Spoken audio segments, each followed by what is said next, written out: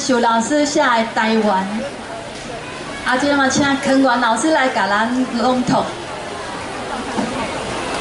台湾，南岛民族上北的地界，先民出洋，生拓新将来。后来啊，后来，有人渡过险恶的大海，原住民走入深山内。山是阿爸，马是妈妈，你我是山甲海的后代。日头出入的好所在，山岭修塔，云影灰白。溪酒伊看到伫我唱歌，小小的都市万般丰富。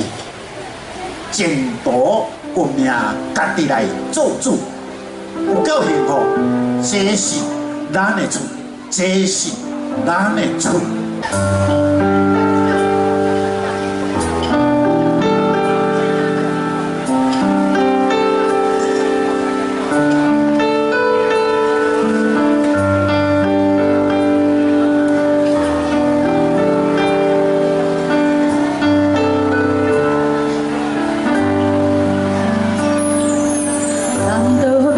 上北的地界，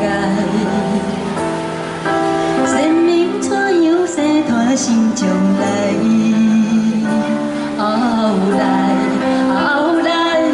有人渡过险恶的大海，原住民走入深山内，山是后爸，海是妈妈，你我心山甲海的。